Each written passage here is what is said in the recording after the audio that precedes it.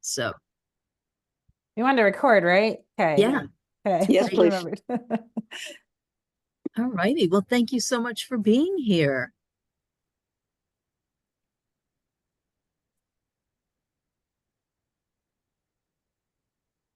We have Okay. a few housekeeping ideas. Please put your name on. If you're able to, also put your region on and favorite outdoor activity. That'd be very helpful. We're going to ask you to please keep yourself on mute unless you're asking a question. And please ask questions. Feel free to either unmute and ask the question or put the question in the chat, whichever is easier for you.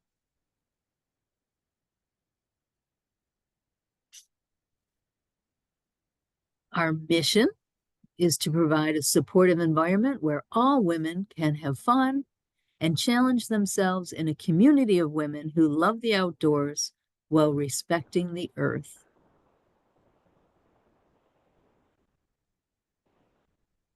So, as I said at the very beginning, the decision was made to hold the annual meeting online in an attempt to provide an opportunity for greater participation, more members to have a voice in our annual meeting. So this is our test this year. We'll see how it goes. And please feel free to speak up if you have an idea or if you have a question.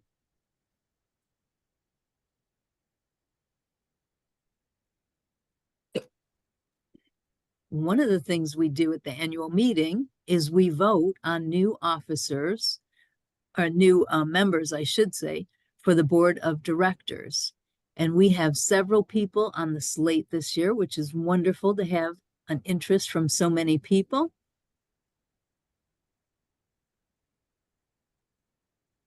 Donna Adams, this will be her first term. Lisa Barker, this will be her first term. Lisa Voss, this will be her first term, but many of you who've been in the organization for a while know that Lisa has served on the board previously for many years, including as president. This will be my second term that you'll be voting on tonight, and the second term for our Queen of Technology, Randy Quackenbush. And technically, Margaret, we're not voting during the meeting now. We're only voting via the poll that went out. Correct. So the online poll, you have to log in to your Women Outdoors page. Please ignore the blurb at the top that was from last year that I forgot to delete about voting at the annual meeting in the past. You can't do that. But that's how we're all voting. But we already had, I think we already reached the minimum required. I'm not sure, Mary, if you know off the top of your head what that was, but looks like we already got voted in. Yeah, 5% of membership. Yep, we beat that. Yep. So we're all in. But please still vote if you haven't voted to get your voice heard. I got one person who said she's definitely going to sign up. I gave her the link, maybe a couple others might. Whoever's talking, we can't quite hear them. I think it's background noise. Oh. Did we want any of the newer board members that they were on to just wave Oh, that's a or great say idea. some words? Great idea, Randy. There's Donna. I see her. I'm not sure if everybody can see.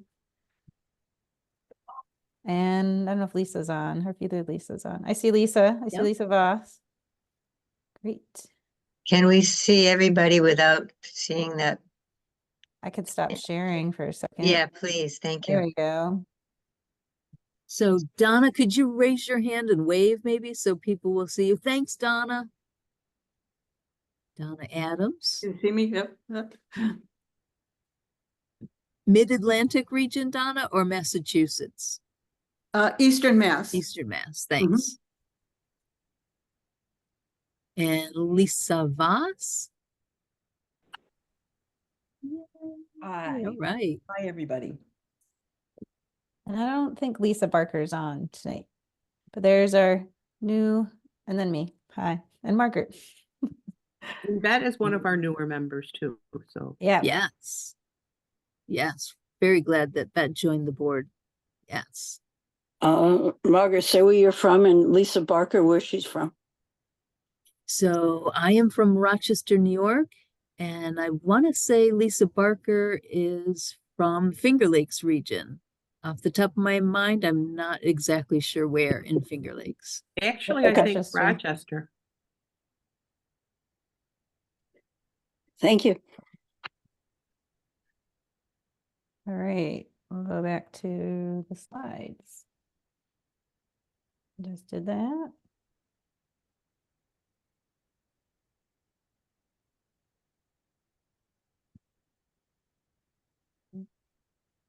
Do you still see it, Margaret? Yeah, those are the 3 members who are currently on the board: Bonna Wheeler, Secretary; Jen McKenzie, who has jumped right in and helped out with research and planning future gatherings and looking at gathering sites; and Bet Bowles, who is our newest member.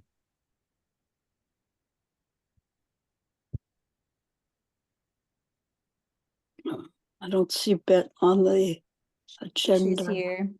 Yeah, No, I she's got see a her. photo. She's got a photo up.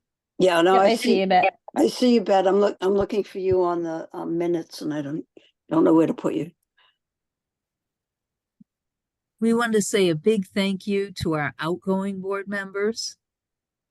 Woo! Randy, could you give it one more click, please? You've brought the board new ideas and encouraged creative thinking outside the box. We so appreciate it. You will both be missed greatly. Thank you for your service to Women Outdoors. Sandy Green and Mary Charney, thank you. Thank you. Mary, do you have any words? Oh, I always have words, but I'll hold off. Okay, well, thank you, Mary. But thank you for the I acknowledgement. keep giving her grief about how much we're gonna miss her, and I'm glad you're taking some time.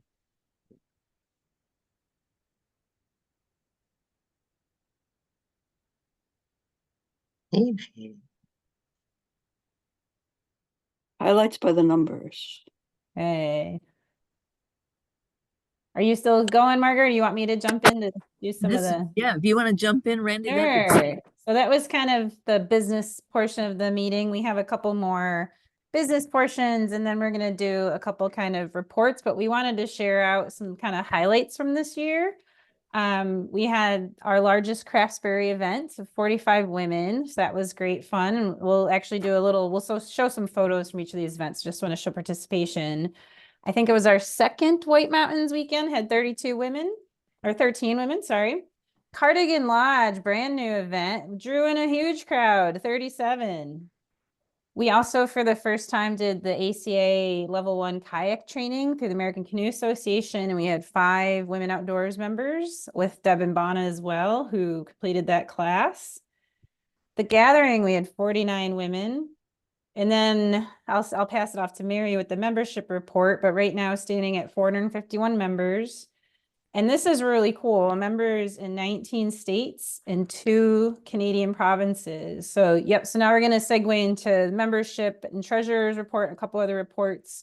We'll talk a little bit about some of the special events that we had, and then segue into the Peru and South America discussion. So stay tuned for that portion. All right, Mary, kicking over to you, your last membership report. All right. Well, as Randy mentioned, we're up to 451 members in good standing in our organization right now. When we compare to it last month, we picked up another member. And if we compare to last year, we're down about 24 to last year was nearly one of our all-time highs for membership. But we also always have a bit of cyclical turnover. So it's not a bad thing, because we gain members when we have events and activities for our members.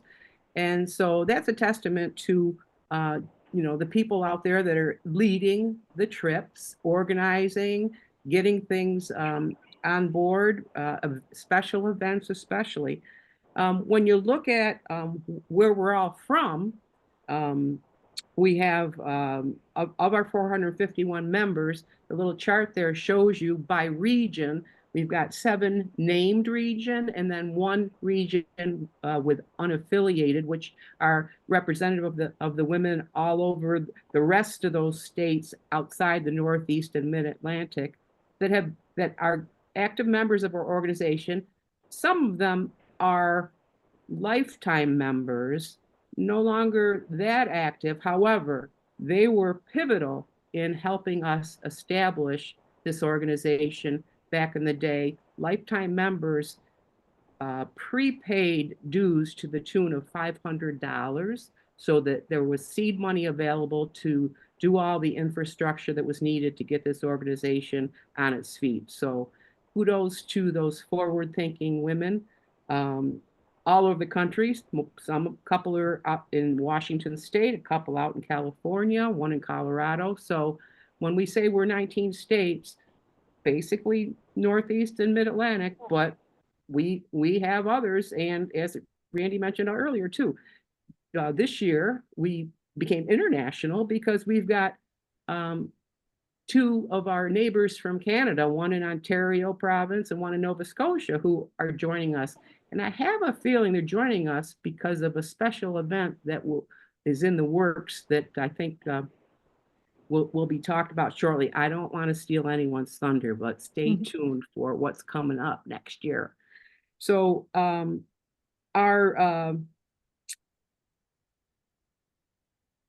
the state with the most members, Commonwealth of Massachusetts, 211 of our members are from Massachusetts. And we've got Eastern Mass and Western Mass, and some of our Southeast Mass sisters are combined with Rhode Island.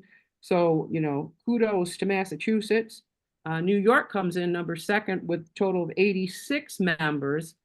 And in Maryland, our up and coming third highest ranking state, 47 members. And again, that's a lot of kudos to the RCs in all of these areas that encourage more people to participate and join because of what's going on. And so a lot of good things happening. We're going to talk more about that, not me, the people that are doing it.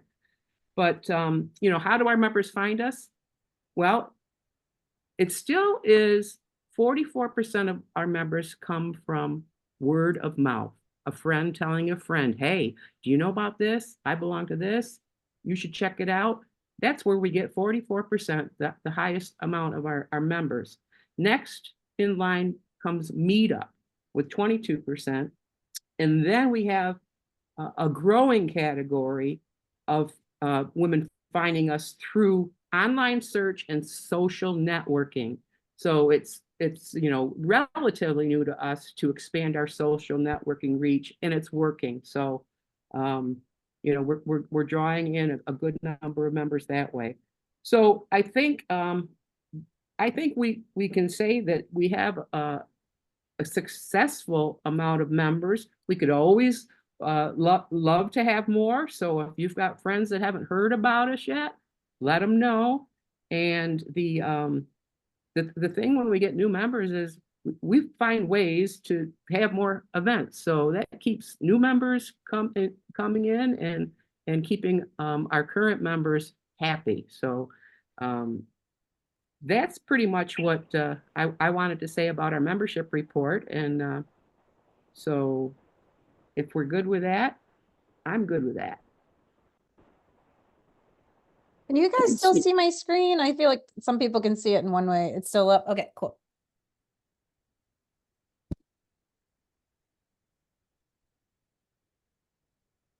Okay, this is the treasurer's report. We continue to, despite the fluctuations in membership, we're maintaining a strong treasury. Right now, almost half of our cash on hand is restricted funds.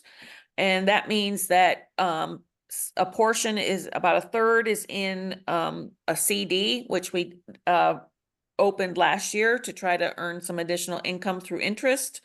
And the rest is set aside and earmarked either for scholarships or it's regional funds that are being held in the National Treasury.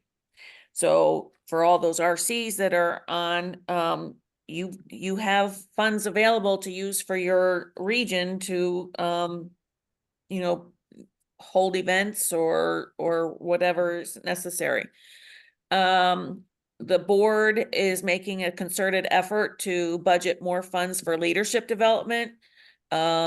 We paid a portion of the kayak instructor training because we wanted to make sure that any women that wanted to participate were able to. So we're looking forward to more events like that to come.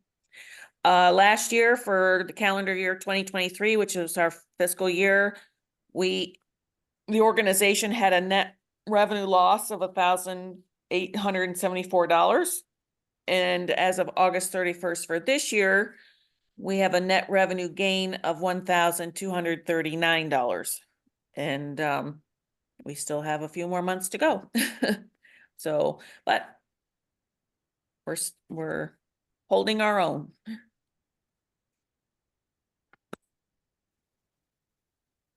Oops. Why did I do Thank that? you. Thank you, Chris. Oh, there we go. It's still showing, right? I don't know what's going Yep. on. We see Sweet, okay. Craftsbury now. Nice. So I'm just going to give a real quick trip report. This is Randy again. I've been kind of organizing the registration for Craftsbury for about 3 years and actually have only gone twice. This past year, it poured. That's like my one takeaway. It poured on Saturday. All the locals were very devastated about the state of the snow up there. They were not used to it, but they also farm snow up there, which is really cool. So even in spite of pretty crappy conditions, we still had a good time and got out even in the rain. It was like actually cross country skiing in the rain. So you can see some of the photos, people are looking a little wet. But it was still a really good time. I love that event. I know it fills up really fast. And the one thing I think that was kind of special this year is Jamie Tesler she's from Eastern Mass, Western Mass, somewhere in Massachusetts, I think. She East. organized a moth storytelling event that we held down in the basement. There were like 40 of us in there, and people just told really amazing stories about some mishaps in the outdoors, and it was a good hit. So save the dates for, oh Lord, I wrote it somewhere. September, I think 9th through 12th next year. We tried to reserve every single room, and we have almost every room, but not all of them. The 7th through the 9th, I'm sorry, that first full weekend of February. So it was a good trip, and hopefully be better snow next year. And thank you for everybody who came and was a part of kind of the little planning team and for making it fun. All right, I'll hand it over to Bana. Oh, I don't know what to tell you all. I think do we need to approve this month's minutes, or do we not? At this point, somebody should know this answer. Other than that, I act as secretary and try to take as many words down as we can, as people say, so that we have record of what we're doing. Awesome job, Bana. Thank And, you. by If the you way, could speak to Cardigan Lodge, can you tell us about the Cardigan Lodge trip, Bana? I can. Let me say something about the minutes for these meetings that we have monthly are all posted in our members only section on the website. So they're, as far as I understand, they're available for you to look at for the rest of everybody who's not on the board. Cardigan Lodge, it was almost a whim, but not really, because I've been trying, actually we've been trying to organize day trips in Vermont and over the border into New Hampshire for years, and nobody shows up. Well, it's because of the travel. Think about if you're traveling, you don't want to go for a few hours or one day. So we're starting with overnight trips other overnight trips have become successful. So I thought I'd give it a shot here. And Cardigan Lodge is accessible. It's in mid-southern New Hampshire at Mount Cardigan. It's an AMC lodge. I'm also on the Navy AMC committees for paddling, and the collaboration for women and AMC is great with women and women outdoors. So we're working on that piece as well. But because of being AMC, they gave us a really sweet deal for lodging. They gave us the AMC rate. even though we're women outdoors. So that's very encouraging. And I first reserved 3 rooms. So, okay, we'll have 12 people. That'll work. There's other people in the lodge as well, but nobody had reserved for that particular weekend, whichever one it was. And so it was in June. It was like 20th of June or something, somewhere around that. And by golly, we ended up with 37 people. I had to keep going back and asking them for more rooms, and they were happy about it, and so were we. So we will continue, and it just felt like right in the middle of it, it's like we're making this an annual event because there's obviously a need for people to get together, have some fun. We hiked. There were many trips at different levels on Cardigan and by Cardigan, and to the waterfall and nature trails, just futzing around, everything in between. And that was on Saturday, and on Sunday we kayaked. And some people also did other hikes and other nature walks as well. So it was a very full weekend for everybody, and it was great, and we all fit in there. So thanks for coming if you came. Come again, come another time if you haven't come. And think that- fantastic collaboration with AMC. Thank you, Bana. Yeah, it's great. Cool. I think Lisa Voss is going to talk briefly about our ACA training. Oh yeah, so we're here, and everybody, the Mount Cardigan trip was absolutely stellar. Bonna and Deb just did such a great job, and Jamie did another month hour. It was so much fun. Anyway, next slide. Yeah, we're just incredibly grateful to the board for voting to subsidize this training, which it was a bit of a bear to pull together. And I was really psyched to finally have a total of 5 people signed up for it, because it was a bit challenging to get that many people who are really dedicated to this particular water sport. But the training was just excellent. Yeah, we've got 3 new certified ACA certified instructors, and a couple more who are in the process, and also Deb got recertified on that same weekend. It's just incredibly good, solid training. I mean, you can never go kayaking again and do some of the goofy stuff you might have done when you first got to the sport, like throw your PFD in the boat and sit on it or something like that.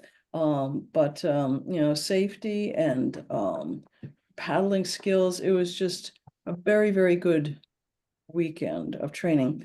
And I've expressed gratitude to the board for agreeing, to subsidize it. But I say this in my later slide about our region, but I also wanted to say thank you to all of the members of Women Outdoors, because it's your money that helps us to achieve this dream. The subsidy comes from members. So each and every one of you, by doing that, you're helping to make all of our outings safer. And I think that's hugely impactful. So thank you for that. What more can I tell you? Is that enough, Randy? Randy's a new. Yeah, or do you want to just explain a little bit about what the level of certification allows us to do? Yeah, so level 1 kayaking training allows us to guide trips in sheltered water. So pretty safe trips. This is like the first entry point to being a kayaking instructor. You guys are gonna have to refresh my memory. So what a sheltered water is, it's the wind can't be too high.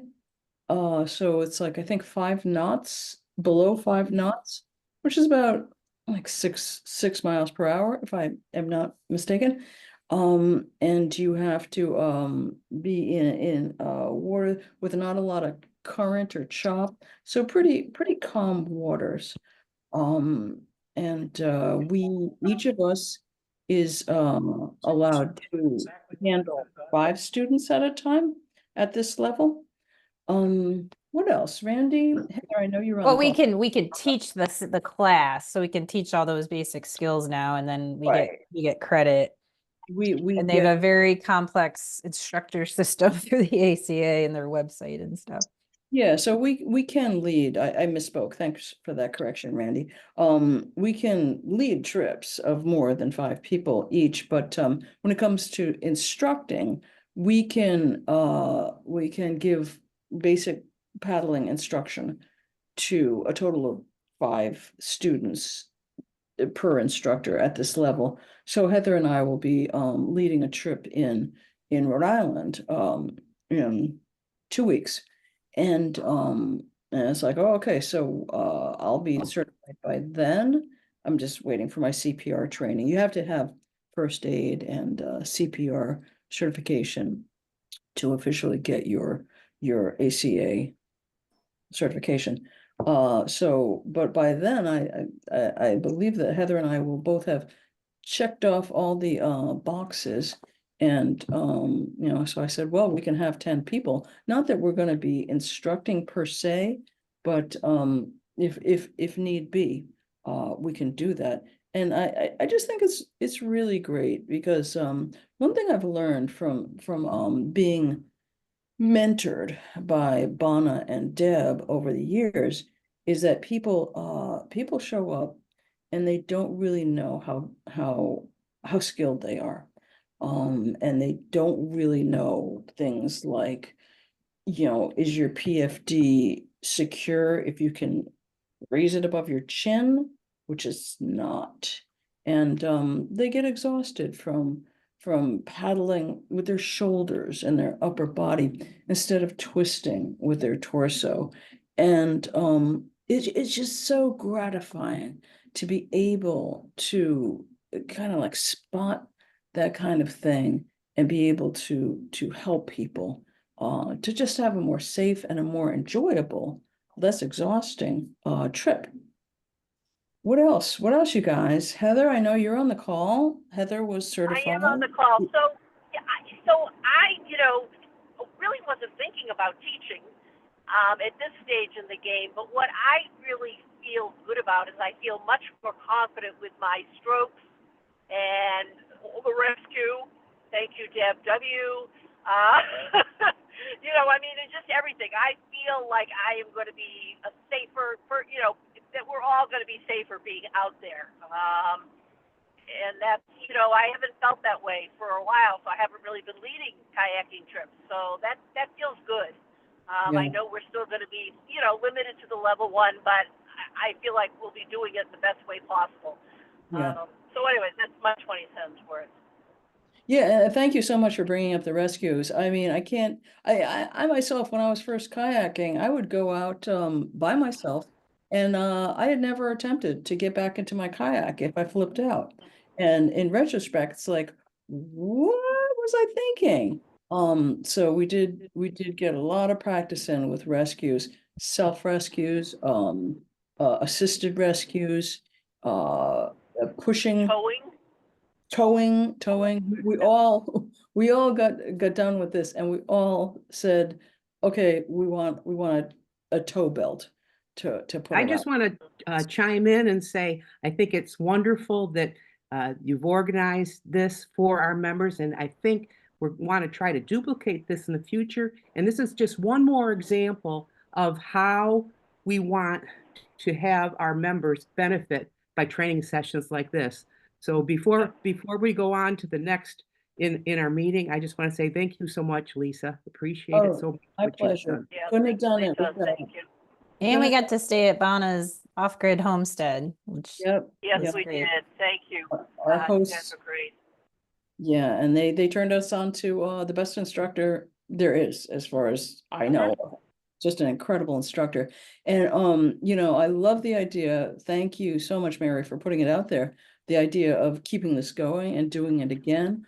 If anybody wants to do it in their region, check. I'm happy to talk to you about it, and as I'm sure any of us would be happy to talk to you about how you might best try to figure out how to pull it together. yep. And That it's would be three great. full days. Oh, sorry, go ahead. I just want to say one thing, which is that I think that is one of the biggest things that distinguishes Women Outdoors from other meetup groups is that we offer members training. You know, and that's, for me, what I often use as you know, in terms of telling people, you know, the benefits of joining this organization. So that's it. Thank you. Right, right. And I think you bring up another good point, which is it's important for us to convert people who are joining Women Outdoor events through Meetup to members of Women Outdoors. So I Right. know Sandy Zohari in the Finger Lakes is great about doing that. She keeps track. People can go to 3 different events and enjoy them as a tryout. And then she says after that, you know, if you like what you're doing, you like what's being offered, we're going to ask you to become a member of Women Outdoors so that we've got that kitty that we can keep going for training and Come leadership. on, go. I'm Thank- going this way. Thank you. So I think we're moving into gathering highlights now. Thank you very much. So I think I'm supposed to speak to the gathering. We had 49 women attend this year. We were back at Camp Scully. And Becky Foreman did a phenomenal job organizing the food. And I think from what I could observe, everything went smoothly. And there was much less leftovers and everybody was still happy. We had a return of the tubing event on Friday. That was held on Friday. The women came back raving about that. Deb and Bana were active all weekend doing with their kayak and canoe instructing. There were hikes. We had multiple yoga sessions. The talent show was phenomenal. We added storytelling to the repertoire. That was very entertaining. So we had probably about a half a dozen new members that attended the gathering this year. And I think everybody had a good time. And if I can just add, it came together with Sandy Zohari as our gathering coordinator. She did so much of the work on the back end and stuff that you don't really see, but how everything runs smoothly. And Sandy, did you have anything to add about the gathering this year? Are we talking about next year or not? No. Let's not now. Okay, all right, that's fine. Will you talk about it at some point though? Uh, Next year? Yes. that's- Okay, great. Thanks. I don't know. That's up to the board. I think there were more than half a dozen new members, Chris. But yeah, Becky did a great job this year with a new concept for food. Worked out well. If we're back at Scully, we need help for next year. So that's it. That's all I got right now. Thank you, everybody who attended. Yes, and stay tuned on more info about next year. We still got some back end stuff, I think, to discuss about potential new location or staying there. All right. Lisa Gold. Are you on? This is cool to like hand it around to different people to speak. Thanks so much for the segue. It's perfect timing. My name is Lisa Gould, and I'm the chair of the Diversity, Equity, and Inclusion Committee, which actually happened to have started at a gathering back in 2022. We looked around and we thought, you know what? There are a lot of people who are not here who could be here. And what's that about? And we, formed this committee to take a deeper dive into that. And May of 2023, we invited, the suggestion of Bana, we invited ACA DEI coordinator Lily O'Toole, who gave a talk. And many of you have seen that. If you haven't seen the video, it's really great. It's on the website. So our purpose of the committee is to ensure the sustainability of Women Outdoors. by attracting and welcoming new women from diverse backgrounds, ages, and abilities. So our idea is that if we love what we're doing, we love Women Outdoors, we want other people to love and have that experience. So how do we, share that and get that message out to people? And of course, that's, as people have talked about here, it's having great events. That's what draws people in. But how do we keep people, and how do we engage people who maybe do not feel comfortable being here? And, so that's we've identified some of the ways that Women Outdoors could benefit by a committee. And one is to create a dialogue, to actually look and see, what is the diversity level of comfort here of people in the outdoor spaces. We created a slideshow this year using Lily O2's videos, and it was created by Kate Conway. And it's basically, it's an introduction to the ideas of DEI. And, it talks about the lack of diversity in general in outdoor spaces. This isn't just something that is true for Women Outdoors. It's true for lots of organizations. So, there's a lack of diversity, and what's that about? What are the barriers to participation? And what privileges do women feel who maybe don't realize they have privilege of being outdoors? Who has that kind of privilege? What about able-bodied privilege? What about cisgender privilege and ageism, and these different things that kind of prevent us all from enjoying the outdoors and each other in a fun environment. So this slideshow is in the process.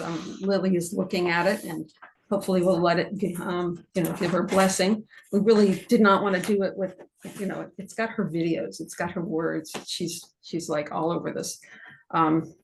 So we wanted to make sure that she's really cool with all of it. And also thinking about inclusion. I'm just going to wrap up because I know I'm supposed to be quick here. We're just thinking about like best practices. Like, what are the ways that maybe you've been on a trip where you noticed that the trip leader was especially inviting and really pulled you in, or pulled somebody else who was new in? That kind of a best practice is something that we'd like to have, shared with lots of people. So that's one of our goals, is to be able to collect those, and also to get feedback. Say if someone has a compliment, about the trip leader, like maybe people should know about it. Maybe there's a complaint. Maybe people should know about it. We don't really have a feedback loop yet. So anyway, I'll just move on to thank yous. We have been collecting from a lot of different people resources that we're going to be putting, adding to the website. There's a section for the committee. So we'll have more resources about how to be an ally, different stories about women who've been out and had, issues come up. And anyway, so, from the internet kind of thing. Anyway, so I just want to thank everyone who's been involved in the committee. There have been a number of people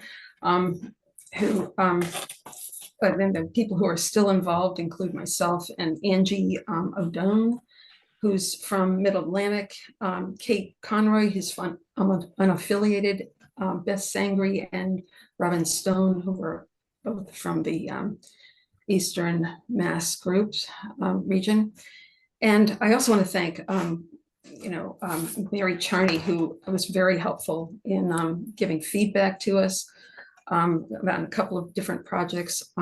And we worked with Western Mass Women Outdoors member named Kim Weber, who's done a lot of work on anti-racism. So, these are the kinds of things that we, we're a group organization that we don't get paid a whole lot for doing this. So everybody here is doing it because they care about this issue. They want to make women outdoors a better, more accessible, more interesting, more fun environment, and more comfortable for everybody. That's why we're here, because we love women outdoors. So yeah, so those are the highlights. Lisa, that was wonderful, and I was hoping if someone wanted to, get a hold of the committee or, learn more, how do they find you? Okay, so you can, on the website, it says to, I'm pretty sure it still says that, I think it says that. You can contact diversity@womenoutdoors.org, and that email will get to me. So, and, we definitely need input from the board, in terms of participation. We've had 2 members have to cycle off for one reason or another. So we're definitely looking for one of the new members to the board to be part of the committee. It's been really helpful. And thank you again. And when do you guys typically meet? It's this like first Sunday of the month? Yes, exactly. It's the the first Sunday of the month, 7 p.m. or 6:30 these days. So 6:30 to 7:30. Thank you very Thanks, much. Lisa. Okay, I think the next slides are regional reports. I think some of them are kind of text heavy, but I think whoever's in charge can just share verbally. And Vanna, I think this is you to start for Vermont and New Hampshire. Just real brief. You're muted too. Let me unmute you, Vanna. Can I unmute you? I'm gonna ask to unmute you. Don't hear you. There you go. All right. Tell me again what you want me to tell you about. Just any highlights from your region. We did. The cardigan was the big highlight. Okay. And also the ACA training for level 1 kayak instructors was a huge highlight, because it gave us all the ability and the feeling and the knowledge that as trip leaders and people taking people out on the water, we have more, I don't know if we have more control of a situation, but we have more control of ourselves in order to help a situation out, right? So that's our biggie, and we're looking forward to Craft Spree this year. That's in our region as well, though other people are running it. It's up north in Vermont. And if people out there want day trips, please get in touch. You can get in touch through the website at the under regions. If you get in touch, we'll make you a trip. But we've been moving over to overnight trips because that's what people seem to want to do. But if you are hankering for a paddle trip or hike, just let us know, and we'll try to figure out when we could make that happen. Cool. Thanks, Vanna. Next, I got Eastern Mass. Oh, hi. I thought maybe Heather might want to do this one, but I can start. Yeah, just some tidbits. We've got 82 paying members. We've got so much potential. We have a meetup membership of 2,276 women. And I know that's kind of like pie in the sky, like they're not real unless they become members, but there's so much potential there, and we get so many people joining because they want to go on one of our awesome overnight trips. So that's like testament to everything that that Bono was just saying about how much people really love that kind of thing. But at the very least, meetup is huge for us to get exposure. I mean, Boston is a crowded place for a lot of things grabbing at people's attention. And it's been really important for us. So big shout out to Meetup. Thank you, Meetup. Even though you're jacking up your price, whatever, we've accomplished a lot because of Meetup. Yeah, so we already went over the kayaking instructor weekend. That felt like a highlight to me. And I was looking at kind of the yearly roster of trips we've led, and it's just so many. We've done kayaking, hiking. I've got some upcoming trips that we put in there. So there's a long laundry list of that, and we do a lot with Vermont, New Hampshire. Bonna and Deb, they're just a ton of fun to work with. Aw, But I think the most important bullet I wanted to draw attention to was the fact that we couldn't do any of this without our fabulous trip leaders, talented, knowledgeable, enthusiastic, they're skilled. And it's like I was just looking at my my mailing list for our trip leaders, and we've got 18 people on that, 18 women on that team. And we're continually welcoming more into our ranks. I think we just pulled in Marcia Ciro for she's doing paddling trips. Donna Adams is helping her to lead those trips, and that just feels great. Like, not only do we have kind of new leaders coming in, but we've got new really experienced leaders with, Donna's just been certified with the ACA training.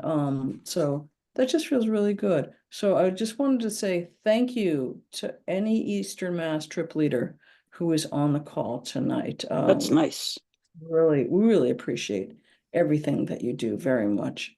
Thank you for your hard work, board of directors. We couldn't do any of this without you guys. You're like really directing the ship. So thank you to all the board members for pulling off this annual meeting, and just every month I know you get together. We get together. So thank you for that.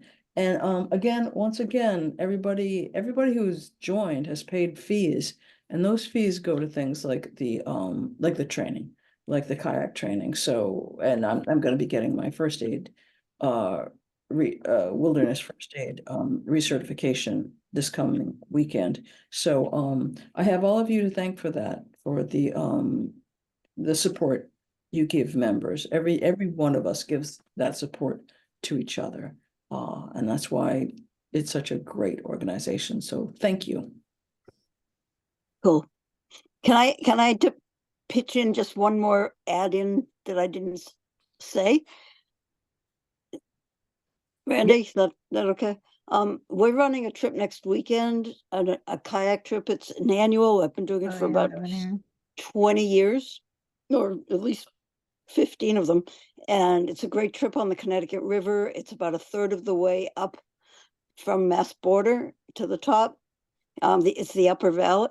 And we have a house on the river, and we do have a little room if anybody wants to either stay in or camp out on this lovely place. And we'll be running trips, 6 miles each, one each day, with stops and relaxation, and then staying together in a big house. So if anybody wants to join that trip, get in touch with Bonna. Okay. That's all. Sweet. I think we have slides for a couple more regions, but then any other regions that might not have a slide, we can pop in. But we want to try to wrap this part up by 8. So I'll hand it over to Kathleen for Mid-Atlantic. So our highlights are right there. And our biggest highlight this year was our 15th anniversary. We did a cabin camping trip to Catoctin Mountain Park, and it was fabulous. We used our membership dues to pay for the lodge that was community space for all the members who went. We had about 21 women attending, and then members rented their own cabins it is part of the national park system. So we reserved the entire loop and part of another loop of the camp, and it was just great. It was just really, really great. Another new benefit that we've rolled out this year for members only is a listserv. So, we organize in the Mid-Atlantic about one event a month, but let's say it's going to be a beautiful day tomorrow and you want to go for a hike, and you just put it on the listserv saying, I'm going to go to Sugarloaf Mountain, meet me at 10 o'clock, and people can respond however you want to set it up. So the Mid-Atlantic, the member only listserv hasn't really generated that many activities yet, but it's still fairly new, but we are very excited about it. And of course, Becky will be talking later about the South America adventure. We're just so happy that Becky's doing that. Becky, did you want to add anything else to Mid-Atlantic right now, though? No, I don't think so, except to just thank you for everything you did, especially to get ready for Camp Misty Mount, because you put a lot of work into that and we all appreciate you. Thank you. Thank you. Sounds fun. Thanks, Kathleen. So maybe if yeah, Tusi and or Sandy, if either of you want to share from your regions, we'll start with you, Tusi, from Western Mass. Yeah, I just hi, have the everybody. contact info up here. Great. Hi, everybody. I didn't know there was an opportunity to do a slide for this. Nobody told me about it. So anyway, just want to say Western Mass is alive and well. We just had our tea and scones in the garden today to plan our fall calendar. And we had about 18 women come, which is really great. And each time we do this, we have, for each of our quarters, we usually have about maybe 15 different women leading events, which is really great. We have about 130 to 140 members right now. I think it's at 130 on the list, and we're really going strong. So one of the things we did this past, I don't know, a few months ago, we did a first aid training, and then we thought the next step would be wilderness first aid. But the first aid training was excellent, and that was well attended. And we have activities just about every weekend and some during the week. So we're going strong over here. Thanks. Thanks. And I think I might have emailed this email to Steve. I don't know if it went to you, but I'm sorry if I was meant to connect you directly. Sorry about that. Sorry, I didn't get it. I haven't been going to the gatherings, and I really wanted to talk to people about that at some point too, about the gatherings. But cool. Anybody from Finger Lakes, anything to share from the region? Hey everyone. Our membership is way down. We took a big hit from COVID and Anna's passing. We have basically one trip leader at the moment who's picked up. My co-lead Stacy's knees are not good. I don't have anything that's good. My body is getting riddled with arthritis. So there's nothing on our calendar at the moment, and I'm not sure what I should be doing to, I don't feel I can ask women to join when nothing's happening. So we're not in a good state right now. Mm. And Judy and I are both from the Finger Lakes. We're in the ACA training. We're talking about teaching a class, but that probably will be like until May or June, but doing a basic kayaking class in the Finger Lakes. So that would be wonderful. We'll have that in the docket, hopefully. Okay. We Cool. need hydrants right now. It's fall. I think that leaves Connecticut. Oh yeah, Connecticut, yes. The only thing I have on the books right now is the trip I organized with Lori Langelo up in Vermont. We have 9 women registered. We have room for 2 more. I'm hoping, I've been in contact with some of the Connecticut members, and I'm going to try to do what Tusi has done, where you get together and plan out what happens. But right now I'm the only trip leader, and I plan no trips this summer because I was away. And that's what I know. Cool. And look at us on time here, 8 o'clock. Not sure, Margaret, if you want to, I'll hand it back to you to wrap us up.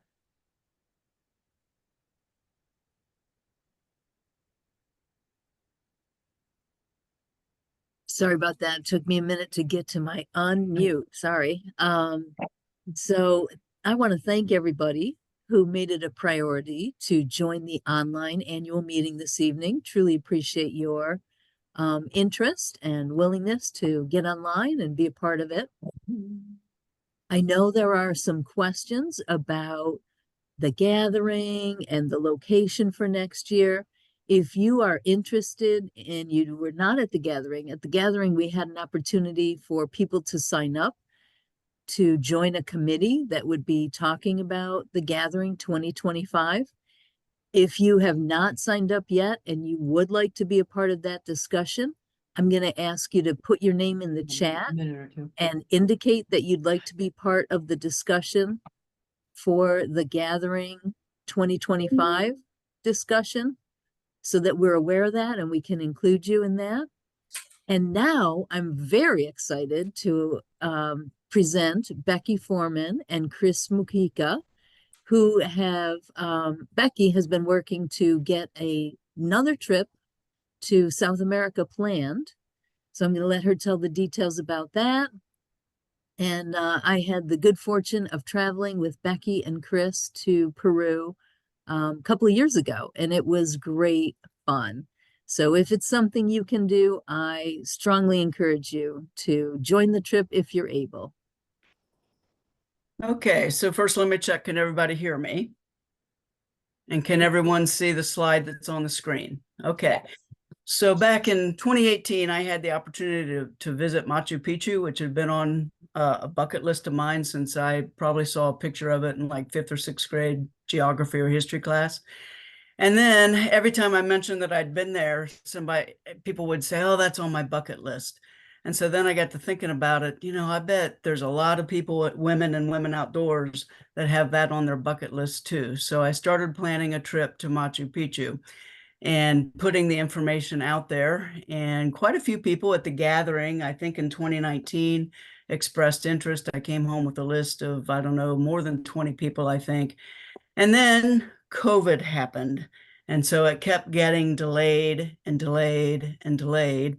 And finally, I decided in 2022 that we were going to go if we could get at least a handful of people. So you can see on the screen right there, 3 of us went, so it wasn't quite a full handful.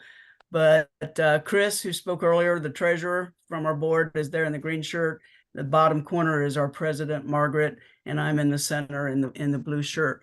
And when we took this picture, we had just been traveling for 24 hours, more than 24 hours, I think, and had arrived at our first hotel in Cusco. So let me explain what I'm going to be doing here. I'm going to be talking first. There's about 20 slides. Some of them I go through fairly quickly about our trip in 2022 to Machu Picchu. But as you may already know, we're planning, or I'm planning, another trip to South America for 2025. And there's 3 different segments to that trip. And all that information is on the Women Outdoors website. And at the end of this, I'll show you how to find it if you haven't found it yet. But so the very first part of this slideshow will be about our 2022 trip. But if you're planning on going to Machu Picchu with us in 2025, many of the places that I'm showing you will also get to see. So, and probably this very hotel will be our lodging. And let me see how I advance my slides. Here we go. So they're nice hotels. They're not 5-star. Usually they call them 3-star. But as you can see, it's very nice, especially if you get this room on the corner here. And you have a nice view looking over Cusco, the city of Cusco, which sits down in the valley. It is a climb up the hill.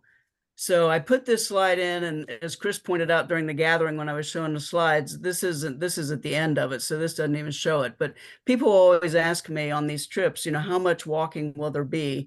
And there is some walking, and especially here in Cusco, you'll be walking up and down hills and up and down steps. So you do need to be somewhat fit for that. The other 2 segments coming up later, Galapagos and the Amazon cruise trip, won't be quite as much walking, but there will still be some. On all 3 segments, and as we did in 2022, you get a chance to kind of immerse yourselves in the culture. So we visited this cultural center and learned how these women do the dyeing of the yarn that they've gotten from the sheep, which are running around where we are. And then they use all the natural things right out of nature to make the dyes. And then they're on their loom making products, which back in the back here, there's a place where after the presentations, then you can go back and buy. Chris, I know, bought a lot of her Christmas presents that year, purses and sweaters and vests and, you know, just all kinds of things, the bags here, like she has right here. On the way to Machu Picchu, after you leave Cusco, you go through the Sacred Valley, and this is one of the most fascinating places, I think. This is a salt farm, and it's been here for centuries. The Incas used this. There is a small stream that flows out of the mountains full of salt, and then they harvest it in these little ponds, and these ponds are owned by families, local families, and some farmers may only be able to own one of them, but some families may own 4 or 5 of them. And then they pass down, you know, when grandpa dies, he passes it to the father, to the son, and so on and so forth. And you can see in this next slide how they're working. They're in their boots and they're harvesting the salt. You can see a pile of it right here, and they're putting it into these big bags. And where we go in and out to visit this place, you see a whole room just full of these bags that then get loaded onto trucks and then taken out to where they get shipped to probably us here in the United States. On our way to Machu Picchu, you make a stop at Ollantaytambo, and this is a good example of some of the walking that we do. Now, the first time I went there in 2018, my little group stayed down here and he told us about it, but I think we were short on time. So we didn't go up through here, though other tourists were. But when we were there, when our group was there in 2022, we went up these steps and then over into this area and, you know, heard some of the history about this area, and then around to the right past this little cottage, and then back down the side of the mountain on a narrow rocky path. So there is some walking. Now, it might be that if you go and you don't feel like you can do these steps, you might be able to wait for the group down here. So that might be an option, but there's still some walking in the town of Ollantaytambo just to get, you know, from the hotel out to the train and that kind of thing. And you'll see the train here in a minute. So at this point, I'm going to turn it over to Chris. She's going to talk about the service we did when we went in 2022. We did several days of service projects that our board paid for the supplies, and I'll let Chris pick it up from there. Okay, so this was the hostel that we stayed at in the Sacred Valley. It was owned by a young man and his mom and sister, and he also works with our travel agency as a guide. But so some of the service work we did was here at the hostel. We helped to replace the tin roof. On the left there, those doors, those are the bathroom stalls. Some are showers, some are toilets. We had to repair one of the doors. The bottom had rotted. You can see me there, hammer in hand, putting on new Luan. And I don't think we painted it. They were going to paint it later, I believe. But and there's one of the gentlemen that was helping with the roof. And that's the new roof that we've put on there. Yep. And there's the stalls, 2 showers, 2 toilets. This is the new door that Chris built. Yeah. And then and then the rest of this area is all out open to the elements. So, you know, if it's raining, you got to dodge the raindrops. There was an outdoor sink where we could wash our clothes and hang them up and stuff. But and then we also, our guide installed a water heater so that one of the showers would have hot water, and we provided new linens for the beds, guest beds, and I think that was all we did there. And then we also helped a local family, a single father who is unable to work because he had injured his back. And he had 3 children, and this is his home. And we did some painting for him. His daughter was teaching school at their home, so the room she was using was like their dining room. We painted the walls, And I'm going to go back to this slide. When you went into the house, this was the room you walked through. And there were guinea pigs over here. There was some dogs and chickens roaming around. There was actually an outdoor, this was their bathroom right here, which I think was just a hole in the floor, perhaps. They wouldn't even let me use it. But yeah, this was inside the house. and the guinea pigs they raise to eat. They're not Yes. pets. Oh, and that was something we did. Didn't we give them Yeah, money to buy we guinea pigs? Yeah. yeah, we left funds behind so that a new mating pair of guinea pigs could be provided to the family so that he could continue to raise them and sell them to make some money. And we bought school supplies for the kids. This was their go back. Sorry, That you was went their to school kitchen. supplies. I'll go back, but yeah, so there were the school supplies that we've just given each of the Yeah, kids. backpacks and filled with school supplies. And then this was their kitchen. It's a dirt floor with a roof over top, and that's it. So Yeah, there's a cooking fire back here. I didn't really get. I was trying to be not secretive, take intrusive. this picture. Yeah. So there was a fire back here that they were cooking on, and after we did our work, they actually fed us a very good meal. I think that's all the pictures I have of the Yep. service. Did you have anything else that you wanted to add there, Chris, or No, Margaret? no, just that I enjoyed it, and you know, it was kind of fun. Yeah. And we spent 3.5 days in this little village. Everybody knew we were there because we definitely stood out. And then many of the other families, from what we heard, were asking, how can we get them to come to our house? So Yeah. they definitely knew we were there. And then when we were done doing our service in that village, we walked, I think, about a 7-mile hike along a river to then come into the back entrance of Machu Picchu. And so this is the three of us now. We've been in country for at least a week. And so now we have reached Machu Picchu. Now in 2025, it's going to be a very shortened version.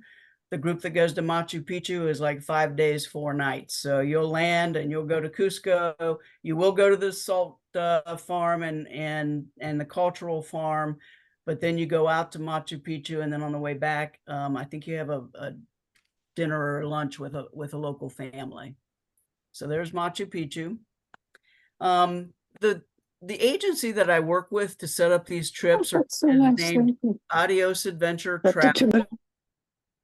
And this is the Peruvian co-owner, and then whose name is Vidal, and he was our guide when we were there in 2022, and I think also when I was there in 2018.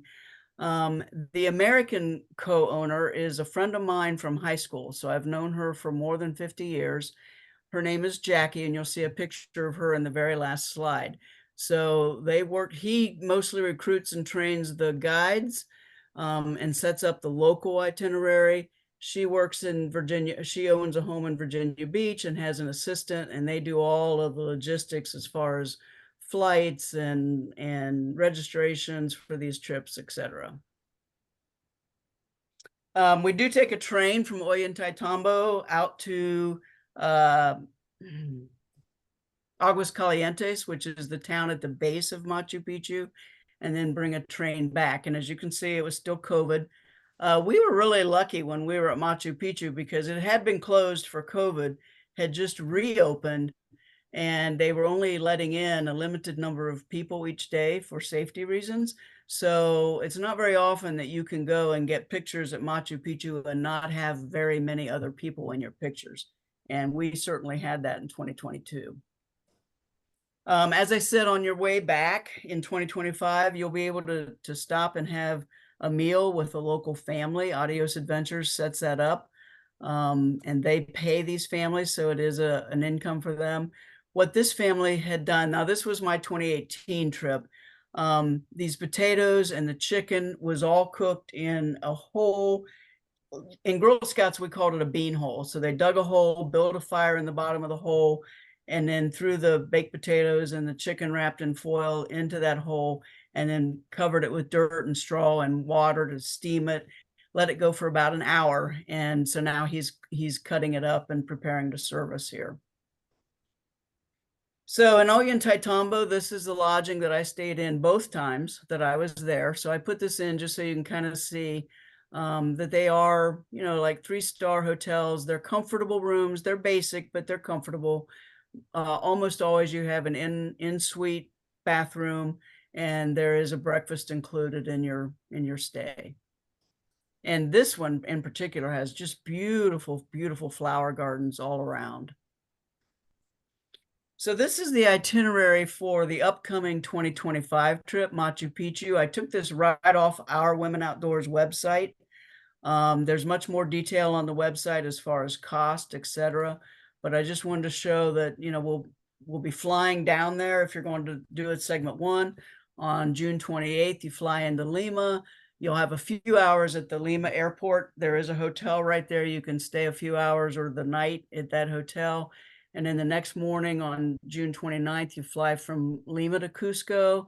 And then there's a walking city tour that afternoon that lasts about 3 hours. And then I think that night you're on your own for dinner, which is kind of nice because you can look at all the options. You can get recommendations from our hotel or from our guide as to what restaurants they think, you know, they like. And then the next day, June 30th, we take that Sacred Valley tour. Adios Adventures provides the shuttle bus, the shuttle vans, and the drivers, and the guide goes with you. And that's the nice thing about Adios Adventures is they meet you at the airport when you land, and they take you directly to your hotel, and they tell you what time they'll meet you the next morning. You never feel like, I don't know where I'm supposed to be next or what time I'm supposed to be there. They are right there to guide you and make you feel safe in their country. So on that day, you meet the weavers that I showed the picture of, and you go to the salt ponds. And then the day 3, you tour the Ollantaytambo ruins. That's the ruins with the steps that go up and up and up. And then you take the train out to Aguas Calientes, and that afternoon you take the tour of Machu Picchu. The next morning, and you'll stay, I guess, in Aguas Calientes that night. And then the next morning, you take the train back to Ollantaytambo, and then you'll have a feast in the home of a local farmer. And then the next day, July 3rd, is a travel day. So you'll either be flying back to the United States if you're only doing Machu Picchu, but if you're going on to segment 2, which is Galapagos, then you'll be flying up to Ecuador. And there'll be a group that will be doing Machu Picchu and then going on to Ecuador. So you can probably, whether it's 3 of you or 8 of you, you can probably get the same flights and travel together from Lima up to Quito. So I've not been to Galapagos yet, so I grabbed some pictures from their website just to get you excited about it. But here's the itinerary. Let me get rid of here's the itinerary for the Galapagos portion of the trip. And this is the portion that will include a service project. It won't be a 3.5-day service project. It'll probably be about a 3-hour service project. And I don't know yet what it'll be because they never know this far in advance what their needs are. But I will try to get an idea before we go, especially if it involves painting where you might want to take certain clothes, or if it involves something like that sheet metal where you might want to have some protective gloves. So July 3rd is that travel day for the group either coming from Machu Picchu. It's an optional early arrival day if you didn't do Machu Picchu, but you want to fly in from the United States a day early. You'll arrive in Quito. If not, if you don't come in a day early, then you'll come in from the United States on July 4th and go directly to the hotel, and we'll meet our tour leaders. Now, those who came in early will have the opportunity to do one-day tours at a chocolate farm and a coffee plantation. And I can tell you that there is a group of us from Mid-Atlantic who are planning to be here for that day. So if you're coming from somewhere else and you want to get there a day early to do these 2 things, you know, there will be plenty of us there. July 4th, as a group, we meet at the hotel in Quito. July 5th, we will fly out to Galapagos and begin our tourist things out there. We'll visit a tourist reserve. We'll go to lunch on a farm, a local farm, and we'll also visit the national park. And the national park has a $200 entrance fee, cash only. So even though you've paid your fees to go on this trip, you will need to make sure you bring cash, and you need to make sure you bring at least $200 in cash to get into this park. July 6th, we'll take an early morning speedboat transfer. It's about a 2.5-hour trip by boat out to Isabella Island. And that afternoon, we'll be doing some snorkeling and exploring the island on foot. July 7th, we'll again take a boat trip and go out to the tunnels and do some more snorkeling, underwater lava formations, and also some walking or hiking for wildlife observation out there. And wildlife observation and birds is the reason people go to the Galapagos. So we will see lots out there, and I've got more pictures of those coming up. And then on July 8th, we'll be doing our service project at a coffee farm. And I think I've got pictures coming up here in a minute of what the coffee farm might look like. It's the one that we visited, unless I took those out since the gathering. We'll see. So it'll be a 20-minute bus ride out to the coffee farm to do our service project. It's apparently in a beautiful location. And then there'll be some time if you want to do a surfing lesson, you pay extra for that, or just relax on the beach after we've done our service. July 9th, we take our speedboat transfer back to Santa Cruz Island, at 2.5 hours again. And here's where our dinner will be with a local fisherman family this time instead of farmer's family. And then we fly back to Quito, Ecuador. And if you're done at this point, then you can fly home to the United States anytime after 2200, which is 10 p.m. Or you can stay overnight at the Wyndham Hotel and take the shuttle and take your flight back to the US the next day. Unless you're planning on staying for segment 3, which is our Amazon cruise trip. But before we get there, I think I have some pictures that I got from the Galapagos, just to get you excited about those. Again, the Galapagos is another one of my bucket list items, so I'm really looking forward to this portion. And apparently a lot of people are, because, you know, since June, we've had the website open where you could express interest without commitment. And so far, I've already had 34 express interest, and more than 20 of them have expressed interest in the Galapagos portion. And you may wonder, it says on the website that our maximum is 16, but when I saw how many people were interested in the Galapagos, I did reach out to Adios Adventures and say, you know, what is it that limits it to 16? And she said, well, it's the lodging.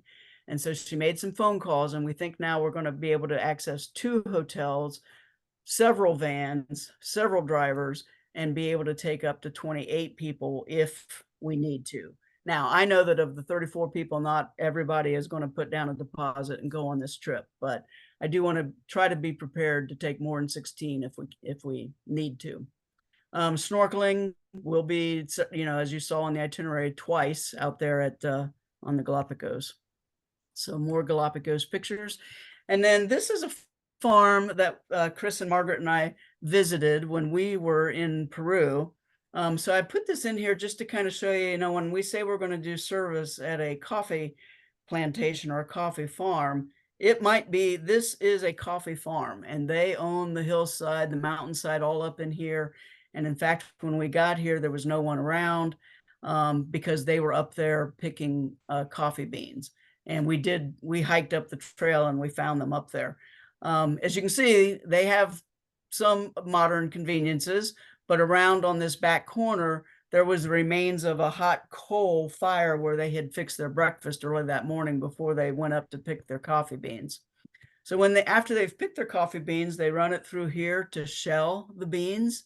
And then I don't have a picture of this, but they'll lay them out on tarps for, you know, several days, maybe a week, to let them dry before they go on to whatever the next step is. And then we fly, you know, from Galapagos back to Quito, and then you'd fly on home, unless you're going on the Amazon riverboat cruise. So this is the beginning itinerary, and there's a little picture of the boat here, but I have a bigger picture of it coming up. So July 11th, we will fly from Quito to Coca. That flight will depart at 9 a.m. It's a 30-minute flight. And then we take a motorized canoe, and I have a picture of that as well. Apparently that journey takes about 90 minutes down the river in a motorized canoe until we get to the Manatee Amazon Explorer, which is the name of this boat that we'll be on for the next 4 days, 4.5 days. They'll greet us, we'll, learn all about the ship. I'm sure they'll go over some emergency procedures with us, tell us what time meals will be served, etc. And then that very night after dinner, we'll have an optional excursion into the Amazon rainforest for a nighttime walk to hear and see the nighttime sounds of the Amazon. Day 2, we'll continue downstream in our riverboat. This. And we'll take a canoe trip. And I'm not sure whether this is the motorized canoe trip or if we'll all have individual or tandem canoes. I'm not sure about that. But again, we'll be looking for birds and more fish species and exploring the habitat. And then nature walks, always with a guide to tell us what we're seeing and what we're hearing. We're going to have an Amazon-style barbecue with refreshing beverages, whatever that means. After lunch, we'll do some kayaking. So I think those are definitely individual kayaks. And then if you want to take a swim in Piranha Lake, you're welcome to do that. And Jackie assures me that it's not as dangerous as it sounds, and she has done it. Jackie, by the way, will be on all 3 segments of this trip. So I've told her if she gets in that water, then I might. But it is optional. You don't have to swim with the piranhas. Day 3, July 13th, we'll visit the Parrot Clay Licks and some Amazon communities. We'll set out in canoes, looking for the parrots. Hundreds and hundreds of colorful parrots apparently are attracted to these clay licks. Parakeets, Amazon birds, we'll see tons of them. Bring your good camera. If you have a zoom scope or something, you might want to bring that. Later in the afternoon, we'll visit the Cultural Center. We'll probably see some weaving demonstrations again. Let's see what else. Handicrafts, you'll have an opportunity to purchase souvenirs if you want. And then we'll get back on our Amazon Explorer and a farewell dinner that night. And then the next day, July 14th, we return to Quito, which again will be on that motorized canoe. It's about the 90-minute ride, and then we'll take that 30-minute flight from Coco back to Quito. And I have no idea if I'm saying the names of these towns correctly. We'll get there around noon, and you can fly home later that same day, or again, you can book a hotel at the Wyndham is apparently the closest, or you can go into the hotel into the Quito City Center and book a hotel there, and then arrange. At that point, your official guided trip with Adios Adventures is over, but most of these hotels will have shuttles. And if you book something in town, you want to make sure that they have a shuttle back to the airport for you. Okay, let's see. What other pictures do I have here? There's our Amazon Explorer ship that will be on exploring the Amazon. Just another sample of the Quechua cultural centers that we'll visit. Some of the parrots or parakeets, parrots, and other exotic birds. Our motorized canoe. And this is a picture of Jackie, who is the American co-owner of Adios Adventures. She's who I work with very closely to set this up. She has set up all this itinerary for me. All I did was say, hey, I've got a group. We'd like to do this and this and this. It was my idea. Actually, originally I was going to put the Machu Picchu trip and the Amazon trip running simultaneously. And then those who wanted to could go to Galapagos. But I immediately had people here in the Mid-Atlantic area say, well, what if you want to do all 3? And I said, well, it's going to cost approximately this. And at the time I didn't know how much. And they said, that's all right. You know, it's a bucket trip list. So I put them one after the other with a travel day, kind of a rest day in between. So that's how this got set up. And again, you can do just any one of the segments. You can do 2 of the 3 segments or all 3 of the segments if you wish. So Let me go before I open it up to questions. Let me go over here to Women Outdoors website and show you where you can find the details. So under special events, South America Adventure 2025. I know some of you have already been here because you've already registered your interest in the trip. Some of these pictures you'll recognize because it's from the slideshow, but I just want to show you, here's what you saw in my slideshow, but here's more detail about the cost. So there's Machu Picchu. Those are shared double rooms. There's an additional cost if you would like to get a single room. More things to know about the Machu Picchu trip. I'm not going to go through all this because you guys can do that on your own. It's on our website. Here's the Galapagos details. This is what was on the slideshow. Here's the costs for Galapagos. It's a longer trip, 7 days, 6 nights. So it's a little over $3,000. And remember too, that none of these costs include your air flight from the United States down to either Lima or Quito. That is in addition to what these costs are. And then you'll have a few meals. Some of the meals are included. We always tell you in the itinerary whether they're included or not. And some of the meals will be on your own. And there's that $200 cash only to get into Galapagos National Park. So we try to let you know, the guides will tip our guides at the end of each day, or our drivers at the end of each day, and our guides at the end of each segment. So, but again, Adios Adventures gives us some guidance in that, and what is an appropriate tip for our guides and for our drivers. So here's the cost for just the Amazon River portion.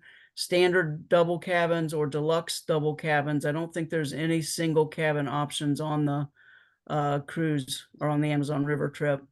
If you want to do all 3 adventures, the cost is $8,100. That's just the fees. That doesn't include, that's why plus is there. Your individual meals that aren't covered in the fee. Your flight, of course, to get down there.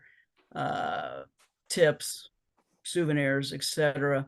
One important thing is if you're wanting to do this, you've got to have a passport, and you need to check your passport if you already have one. It needs to not expire before January 2026. It has to be, they won't let you back into the country if your passport is going to expire within 6 months of when you're trying to get back into the country. So since our trip is going to end around the middle of July, 6 months out is January. So check your passport if you're planning on doing this trip and make sure it's not going to expire before January. If it is, or if you don't have a passport, go ahead and start that process of getting a passport, because it can take a long time. They've had, especially since COVID, they've had a backlog. I think it's gotten a little better, but you don't want to miss this trip because you don't have your passport. We'll guide you on booking your international flights. You do that on your own, but we'll have some Zoom calls with people who have actually put down their deposits and are planning to go.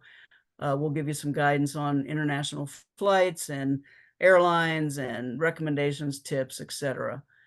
Here's how to tip or how to book them.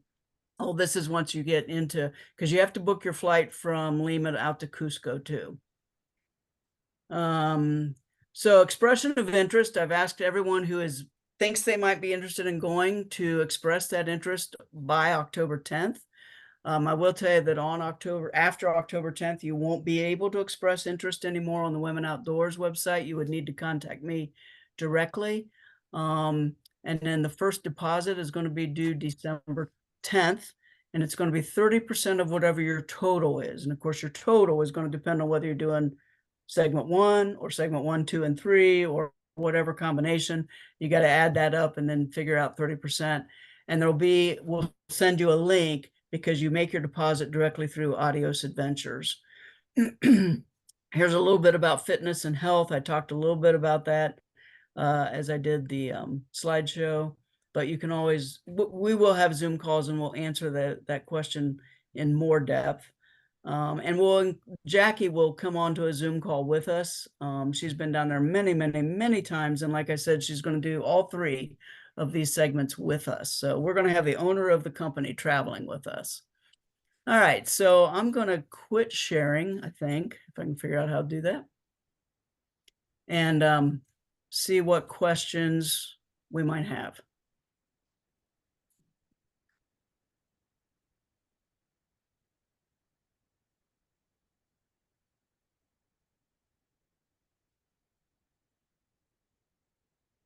Okay. I couldn't figure out how to stop sharing, and for a minute I thought I'd lost everybody, and I wondered how long I'd been talking without anybody. But there you are. Good to see you. Somebody mentioned in the chat that they just renewed their passports this summer and got them in 3 weeks without Good. doing rush service. Oh, that's good to That's know. good to hear, but don't count on that. Right. Any other comments or questions or anything? I know a number of you have expressed interest. I will ask, if you have since decided that you just can't do this trip for whatever reason, could you go back in and cancel your expressed interest, just so I kind of have an idea? If you don't cancel, I mean, obviously it's still not a commitment until you put down that deposit. There are no vaccinations, certain vaccinations needed. We could see if there's any that are recommended. I don't know those right offhand, but there are none that are required. Same for malaria pills. I've never taken any when I've gone on these trips. I suppose it wouldn't hurt to do it, but it's not required. So I'm seeing those because they're popping up now. Are there other questions in the chat that, let me just look real quick down through here. Becky, did you have any issues with the language differences during any of your travels? No, and that's a really good question. Because Adios Adventures, their first priority when they are hiring their guides is how well they speak English. And I know when I was at the gathering and showing this slide presentation, I told people that when I was there in 2018, we noticed that, and it was very crowded at Machu Picchu back then, we noticed that people that were in other groups kept tacking on to our group because they could understand our guide, but not their own guide. So Chris and Margaret, I mean, I don't know if you want to add anything there, but you know, the guides with Adios Adventures are very good English speakers. And even when they're not with you and you go out to eat, many of the waiters and waitresses spoke English, or the menu was in 2 languages. I don't remember. I do speak a little Spanish, so maybe that's why I don't remember struggling too much, but I certainly don't speak fluent Spanish. So Chris or Margaret, do you have any thoughts on that? The guides were outstanding. Yeah, the guys were Truly. wonderful. Yeah. Let's see. I was just trying to go down through the chat real quick and see if there were any questions. Do you recommend trip insurance is one of the questions, Becky? Yes, and that By is, all means. yes, that is on the website. Absolutely recommend trip insurance. As we all found out with COVID, things happen. And even if it's not, you know, a worldwide pandemic, things happen in your own life. So, and in fact, we had a member who was going to go with us who wasn't able to go at the last minute, who did take advantage of that trip insurance. So I strongly recommend trip insurance. And I think one of the segments actually says it's required. And I don't remember which segment that is, but Well, I know for Peru, we were told to get trip insurance that says cancel for any reason, yeah, because there's different types. So right. And I think if it's not on the website, then in our first Zoom call, Jackie has some insurance companies that she has recommended to clients, you know, on other trips, because they have found that, you know, they're just the easiest or best companies to work with when it comes to trip insurance. So absolutely. So that's an additional cost. That's not included in, you know, in those fees that you're seeing on the website, though I think there might be an estimated cost down there. Becky, another question is clean water tablets. Yeah, so you don't want to drink the water from the tap. That's absolutely for sure. And even when you're in a restaurant and you get a Coke or something, don't get ice in your Coke because that's made from tap water. So I might have it handy. One of the things Jackie recommended on our last trip was this this bottle that the lid, you charge the lid and you put it on and wait just a few minutes and it purifies the It's water in your UV bottle. light. UV light, thank you. And I think it might be in this drawer right here beside me, but I mean, it works wonderful. So I've even taken it on day hikes if I thought I might need to get, some water along the way. So, but those are things again that we will go over in the Zoom call recommendations. But the UV light bottles work fast and good, but yeah, you don't want to drink the tap water or even ice in your drinks down there. They And drink it, but they, that's their home water, so they're fine. somebody also asked about whitewater rafting. Yeah, not on this trip, unless you consider the motorized canoe. And that, I understand that 2.5 hour speedboat ride out to the island at Galapagos, you might feel like you're on a whitewater raft. So I haven't done that, but I did do one in northern Peru, and it was kind of a white knuckle thing. So if you're into whitewater rafting, that speedboat trip out at Galapagos might fit the bill. Other questions? Okay, well, I said 45 minutes and it's been 45 minutes. You can always send me an email. And there's a lot of information on the website under that South America Adventure. So please read that before you send me an email with questions, because chances are the question will be there. Once we've reached that October 10th deadline, then I will probably set up a Zoom call hopefully with Jackie, for everybody that has expressed an interest to answer questions that you might have before you put down a deposit in December. And you can put down a deposit before December. And in fact, if as many people have expressed interest, actually are ready to put down deposits, I would recommend that you not wait until December 10th, because we really might max out on some of these trips. And that first Zoom call would probably give us instructions on how to do that. Like where to send, how to put the deposit down. Yes. If not on the Zoom call, then everybody will get an email, and there'll be a link in that email that says, here's where you go to pay your deposit. Okay, I'll hand it back to whoever, Margaret or Randy, whoever's wrapping up the meeting. Becky, fantastic presentation of a wonderful, wonderful trip. If it's something you're interested in doing, I strongly recommend going on 1 or 2 or 3 portions as you are able. Fantastic time in Peru, and the guides and the accommodations, everything, the food, it was all top notch. The food especially was just amazing. Yeah. Fresh, very fresh. Yes. Yeah.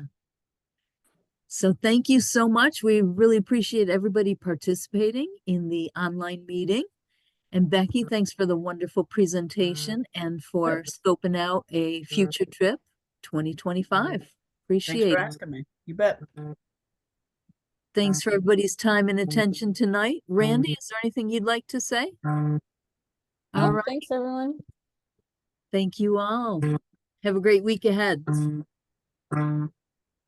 Take care. Thank you. Thank you.